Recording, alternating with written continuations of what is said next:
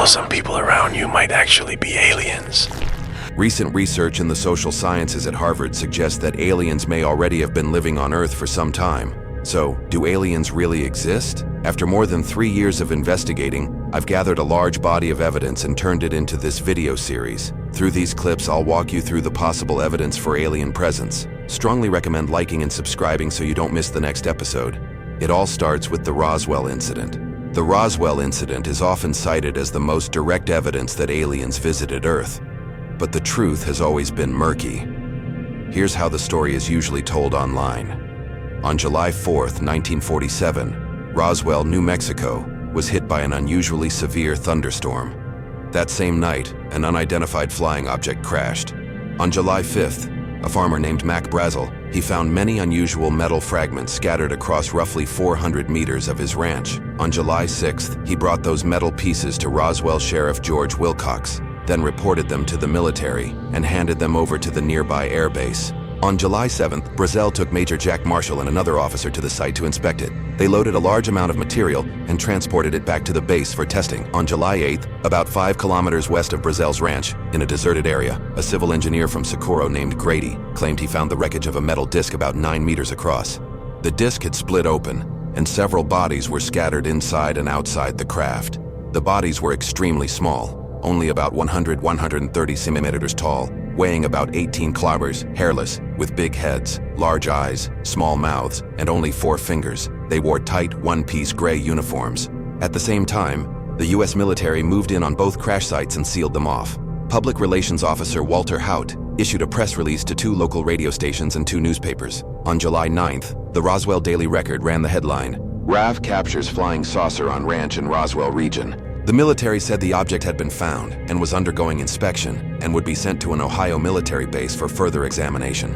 The story caused a huge stir and was picked up by media worldwide. But 6 hours later, Military Commander General Roger Ramey said his officers had made a mistake. There was no flying saucer. The crashed object was merely a weather balloon equipped with radar reflectors. That claim overturned the earlier statement, and the matter was dropped. The radio station manager Roberts also said he received orders from Washington not to broadcast the flying saucer story. The next day, newspapers ran a clarification. The recovered object was a weather balloon, not an alien saucer.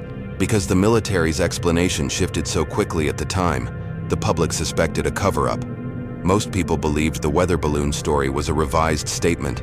By 1997, the U.S. military again explained that the supposed aliens were actually dummies used for parachute test experiments. Many thought this was just another attempt to hide the truth. Roswell Base Provost Marshal Edwin Easley, Base Deputy Patrick Sanders, and 393rd Squadron Pilot Henderson, in their later years, all claimed the recovered objects were indeed flying saucers and that alien bodies had been found. In 2002, Walter Haut, the officer who had originally released the flying saucer press statement, completed a sworn oral history and asked that it not be revealed until after his death. When it was released, he described seeing the crashed craft in Hangar 84 on the afternoon of July 8th and said the military had brought back several small-headed alien bodies. In July 2012, a retired senior CIA operative named Chase Brandon said he had seen Roswell files in 1990 that proved the flying saucer and alien bodies were real, though he refused to provide further details. Later, researchers examined officially declassified documents to investigate the truth behind Roswell.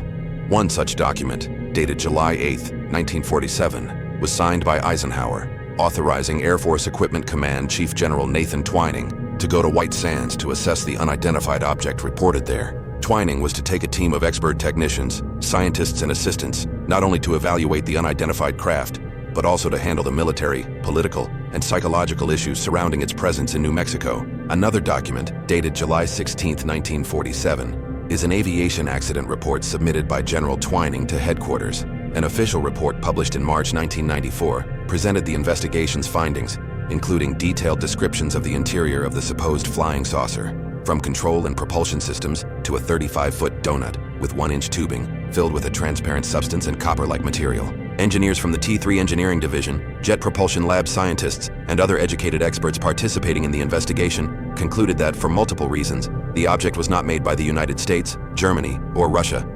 These reasons included a lack of any known design similarity, no external propulsion or power systems, and no identifying markings or serial numbers. Experts theorized about the craft's propulsion, movement, control systems, and origins. But beyond speculation, they could not understand its true principles. Based on current knowledge, the experts believed Earth lacked the advanced technology to build such a device. The style of the report suggested it was written in 1947 rather than in a modern format. Since the Roswell incident in 1947, UFOs have gradually entered the public eye. In 1952, the U.S. Air Force launched Project Blue Book to officially investigate UFO phenomena. On May 21, 2014, well-known UFO researcher Dr. Stephen Greer published a classified document about the MG-12 committee on his website. The file's subject was Project Aquarius, the legendary MG-12 secret program on UFOs and extraterrestrials. Project Aquarius reportedly contained 16 volumes collecting documents and information related to UFO and extraterrestrial investigations in the U.S.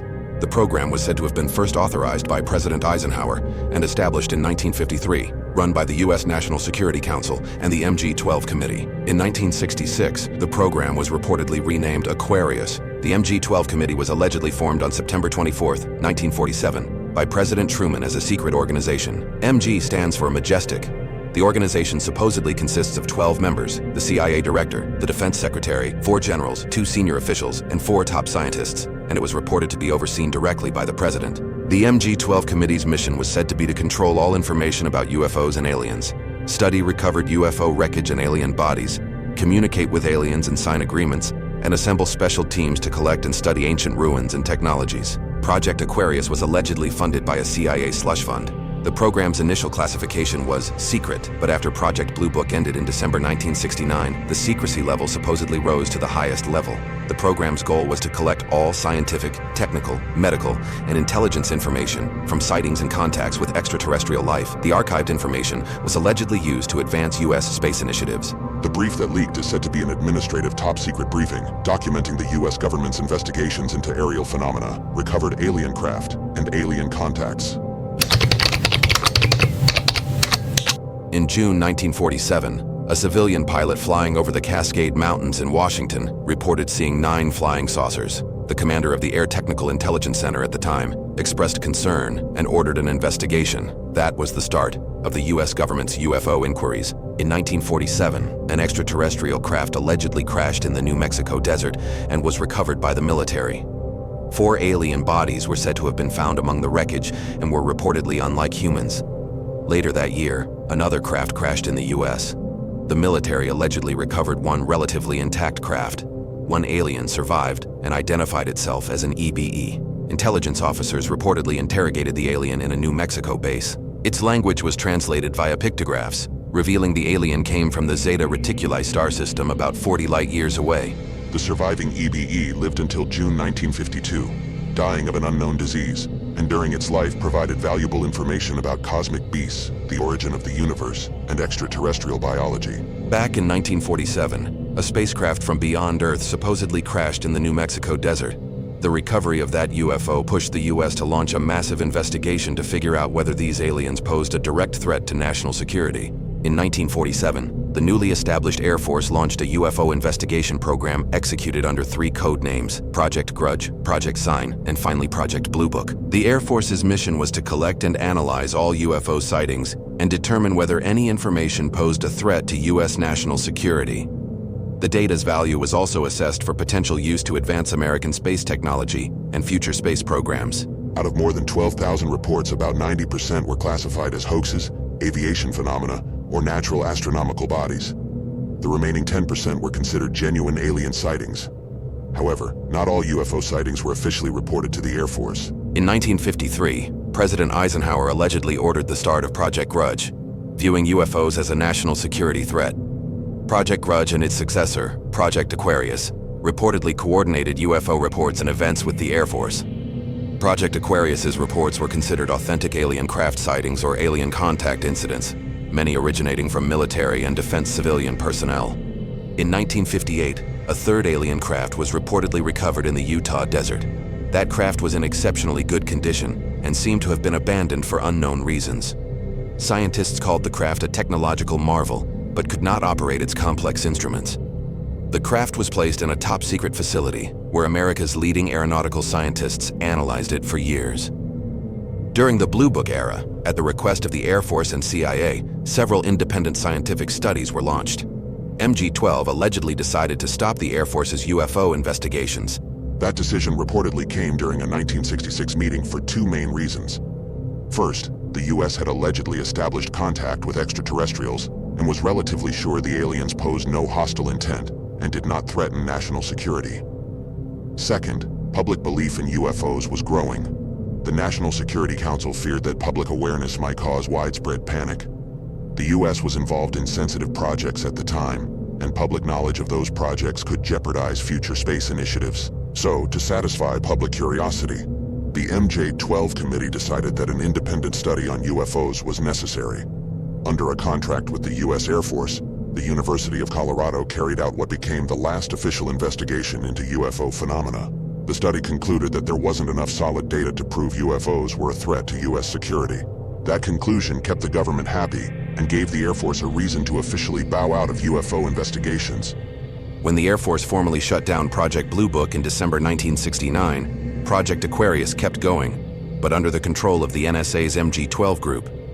The NSA believed that investigations into UFO sightings and incidents should stay completely hidden from the public.